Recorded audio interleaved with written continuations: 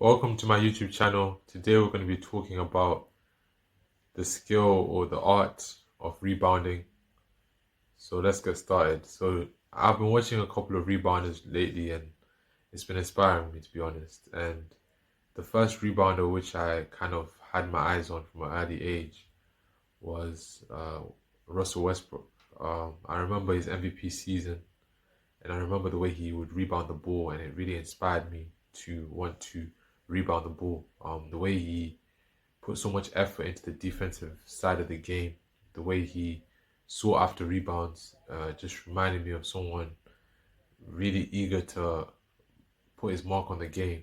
Someone like Dennis Rodman, who we'll talk about later, and he just had this effort, this skill that he applied to the game that was effortless, but full of effort, but it felt effortless because he would have games where he would have 15 rebounds, 16 rebounds, and then he would have 10 assists and he would have 30 points, and it was just an amazing feat. And I just thought to myself, one day I want to be like that. I want to be able to grab rebounds like Russell Westbrook. And as I watched players like Russell Westbrook play the way they played and get rebounds the way they got rebounds, I started to study what makes rebounders so good. And I started to watch players like Dennis Rodman, and I'd see the way he played and the way he had a knack for finding where the ball was going to bounce off the rim. He even talks about it in The Last Dance. He says that he could tell where the ball was going to spin off here or spin off there, and he was able to allocate it and find out where the ball was going to go. And he made it seem like it was an art form, something that was uh, different from the norm. Like something like we'll talk about scoring, he was talking about rebounding in that same essence, in that same way. And that made me like want to rebound more. It made me want to become even better at the skill.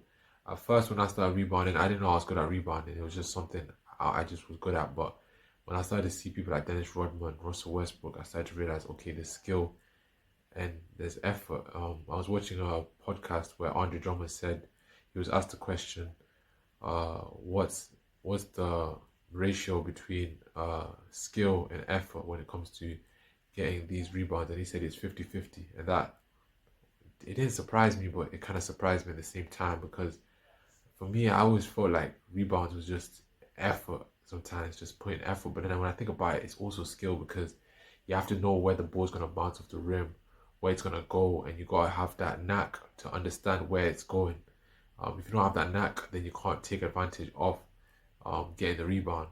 So when you know your teammates' tendencies, to know where they shoot the ball, where it bounces off the rim, backboard, you know where to go. He described that when Kevin Durant shoots the ball, it goes to the back of the rim, so he knows it's gonna drop into his lap and he can get it there. He said Kyrie Irving's got a soft finish; it just rolls off his finger, so he knows when it comes off for Kyrie Irving, it's gonna have a little soft touch, so he knows he can get a tap in, he can get easy rebound and score the ball easily. So with different players, he knows how their tendencies, he knows how they are going to roll it off the rim, how they're going to try to score, and then he can kind of take advantage of that moment. He even said that he trained with Paul George just to find out how he could rebound his missed shots and rebound his missed shots. And I found that profound, because when you're thinking of these things, like who does a workout just to rebound? Really, like who does that? Like it's weird, but like it's that the weird stuff is the stuff sometimes that gets you results. And it made me wanna think, okay, when I'm now playing basketball, am I really like I know people don't work out like and just train to get rebounds. They even said that he doesn't really work at it, but I think it's the conscious effort that he makes when he does his workouts. It's the conscious efforts that he has when he studies film to seek after and to find those rebounders who can really help him understand the game better. That's what allows him to be a better player, and that's something that I aspire to be also. And when you see rebounders like Moses Malone was getting like 25 rebounds. He was averaging like 20 rebounds a game. It's just incredible. And you have Bill Russell. We're going back to that, to the 60s. Bill Russell was just an incredible player. Just a player who changed the game, 11 rings, and he rebounded the ball like no other. I watched this documentary, and when he talked about it in this documentary, he talked about how rebounding was an art for him, and how he established that skill early on when he was playing in high school to when he got scouted for college. He had that skill ingrained in his game. and it brought him a lot of success. When he reached the NBA, he knew what his job was in the NBA. He knew what would get him minutes, what would get him time on the court, what would allow his team to win. He had that vision, and he knew if he was playing on Bob Cousy, he knew once he got that rebound, he just needed to pass it to Bob Cousy, and Bob Cousy could just run up the court and make a play for his teammates. So it's just studying the game like this allows you to understand what makes people so successful in the game, and allows you to have uh, an open viewpoint, a bird's eye view into why people are successful.